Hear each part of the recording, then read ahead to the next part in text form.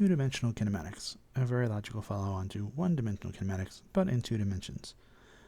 That sounds kind of duh, and I guess that's kind of fair, but really it is how do we extend the stuff we've done about motion along a line through motion across a plane. And then very briefly we'll end up talking a little bit about motion through 3 dimensions and why we don't worry too much about it and why it's not that hard if we decided that we wanted to. First, some quick review. Sketch the xt plot for an object which is moving at constant speed, assuming it passes the origin at t equals 0. And also sketch the yt plot for an object thrown straight upward with some initial speed, assuming it has a non-zero height at start. Take a couple of seconds to think about what those would look like. And we get these motions. The x versus t plot would be just a line because it travels with constant velocity, and the velocity is the slope on an xt plot. Whereas the y position would be something which rose and then came back down, and we are aware it would look like a parabola because the acceleration is constant, and that's the signature of constant acceleration motion and position plots is a parabola, and it opened downward because the object accelerates downward. Alright, shown below the path 2 motorcyclists took on an afternoon ride. Both started at the same place, and both took the exact same time for the ride. Rider A traveled east for 19 kilometers and then south for 4 kilometers. Rider B traveled south for 7 kilometers and east for 16 kilometers. Part A says, is the magnitude of the displacement of the rider greater for A or B or the same? And explain your reasoning.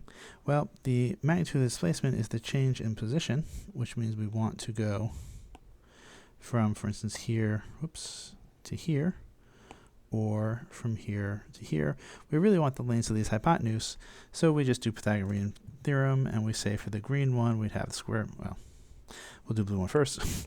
7 square plus 16 square square rooted, which turns out to be 17 point something.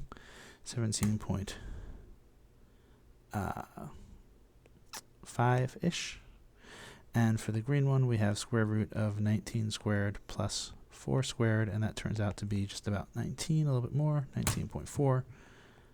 So clearly the green one, which was case A, is greater. And then is the magnitude of the average velocity of the rider greater in A or B, or the same in both cases? Well, since the average velocity is just delta r over delta t, and then absolute valued, we would have that it's just the magnitude of delta r over delta t, which means we'd say that it's A as well. Now, it's a little weird because, of course, if you wanted to ask somebody how they were traveling, they both went 23 kilometers in the same amount of time, so shouldn't they have the same speed? And it comes down to weird ways that people use speed and so on. But our consistent definition is that the velocity is delta r over delta t. And so we just take our previous calculation and apply the same delta t to it. A motorcycle is slowing down as it travels through a bend in the road. The path of the motorcycle is a dashed line shown in the bird's eye view.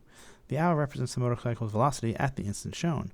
3 physics students make the following contention about the acceleration of the motorcycle.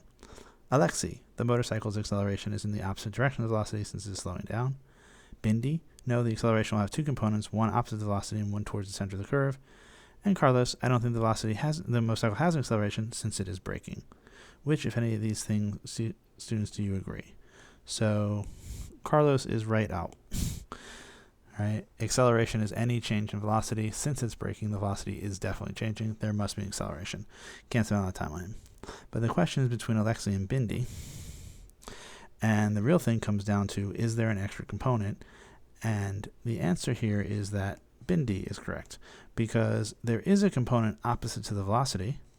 Right? If we were to sketch in the acceleration, there would have to be a component this way. Oops.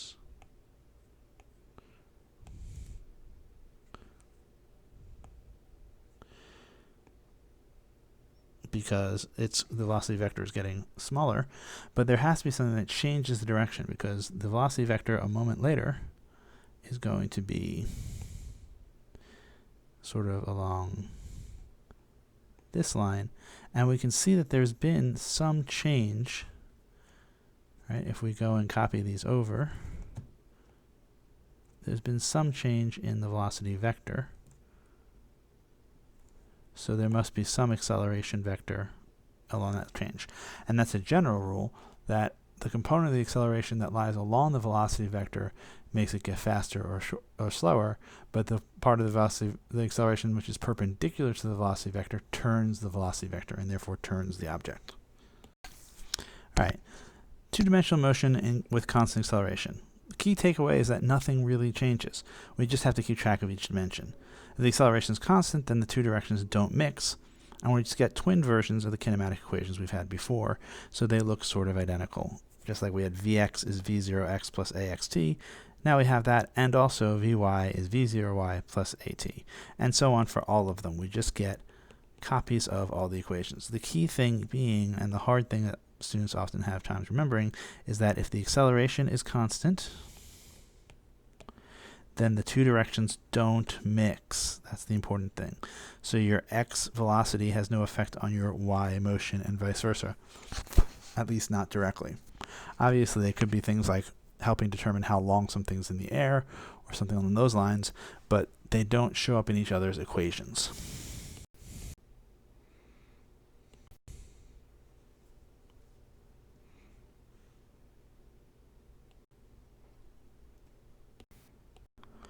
Okay, part B asks us about the speed, which means we'll need to know about the velocities, but the velocities are going to obey the velocity equation we've been using. Vx is v0x plus axt, and its twin, vy, is v0y plus ayt.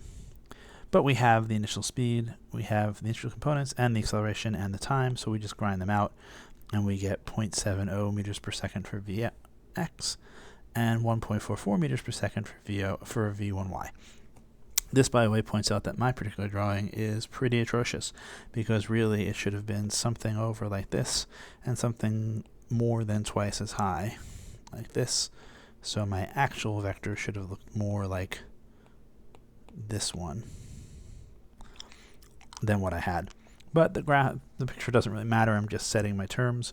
If I want the actual speed, which is what they ask for, I need to get the length of the velocity vector, which is just do Pythagorean theorem, that v1 is square root of v1x squared plus v1y squared, and then grind out those numbers to find out that it's 1.6 meters per second. They didn't ask us for what angle it makes, so I didn't have to find theta even though it's on my picture. That's sort of it for generic two-dimensional motion. Next we'll talk about one of the most important cases, which is projectile motion.